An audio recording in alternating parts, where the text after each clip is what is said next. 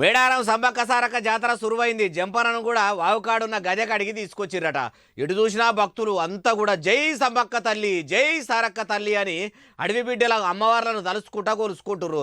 మనం కూడా ఈడికెళ్ళే మొక్కి బంగారం ముఠ చెప్పుదాం పారి.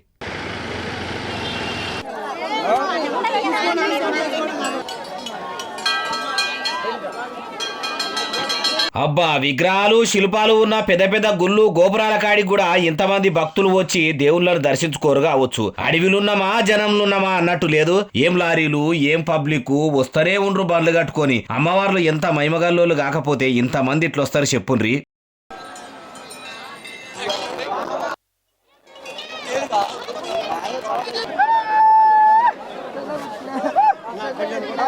పనులు ఎట్లున్నాయో నేను కూడా పని కట్టుకొని పోయి చూసిన, చెప్తున్నా ఈనుండ్రి.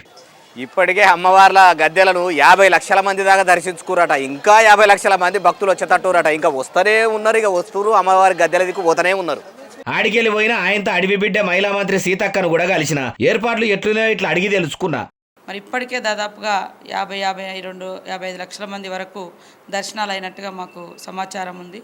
ఇంత ముందుగా ఎప్పుడు దర్శనాలు కాలేదు, కానీ ఈసారి బ్రహ్మాండంగా అవుతున్నాయి. రోడ్లు వెడల్పోయినాయి.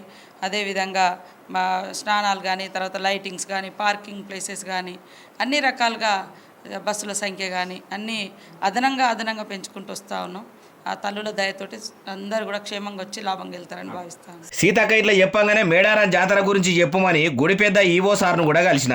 150 లక్షల మంది పైగా భక్తులు వస్తారనే అంచనాతోటి మన ప్రభుత్వం నుండి, అలాగే జిల్లా యంత్రాంగం నుండి మన జిల్లా కలెక్టర్ గారు, ఎస్పీ గారు, దేవాదాయ శాఖ కమిషనర్ గారు, అట్లాగే మన స్థానిక మంత్రివర్యులు సీతక్క గారు, మా దేవాదాయ శాఖ మంత్రివర్యులు కొండ సురేఖ గారు, మా జిల్లా ఇన్ఛార్జి మంత్రివర్యులు శ్రీనివాసరెడ్డి గారు, అట్లాగే పొన్నం ప్రభాకర్ గౌడ్ గారు, వీరందరి సూచనల మేరకి ఈ కోట్లాదిగా తరలి వచ్చేటువంటి భక్తులకు ఎలాంటి ఇబ్బంది కాకుండా రవాణా సౌకర్యం కానీ, అలాగే విద్యుత్ సౌకర్యం కానీ, ఆ తర్వాత మంచినీటి సౌకర్యం కానీ, ఇక్కడ పరిశుభ్రత విషయంలో కానీ అన్ని ఏర్పాటు చేయడం జరిగింది. ఇన్నరా భక్తుల కాడ నుంచి సీతక్క ఈవో దాకా ఇట్లా వివరిచ్చిర్రు. 1 కోటి మంది భక్తులు వచ్చినా ఏ తక్లీవులు తండ్లాటలు ఉండయట. అగో పోతే అమ్మవార్ల దర్శనం అవుతుందో కాదో అని వెనక ముందు కాకుండ్రి. ఇల్లెల్లుండ్రి మంచిగా తల్లులను దర్శించుకొని తరించుర్రి. ఈ భక్తురాలేమో అంటుంది నుండ్రి.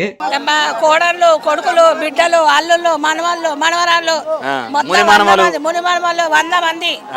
అది చాలా పెద్ద కుటుంబం. అది 100 మంది బలగమట. అమ్మవార్ల పుణ్యాన ఇట్లా కలిసే ఉంటున్నాము. అనుకున్నాయన్ని అవుతున్నాయి. అమ్మమ్మ తరపోళ్ళు, నాయనమ్మ తరపోళ్ళు అందరం హాజరుపడి మనమలు మనమరాన్లు, ముని మనమరాన్ల దాకా అందరూ దిల్దార్గా ఎంజాయ్ చేస్తారు అనుకొచ్చింది. వీళ్ళు DCMలలో వస్తారట. ఇక చిన్న కుటుంబాలలో కూడా ఆటోలు, ట్రాక్టర్లలో మేడారం చేరుకుంటారట.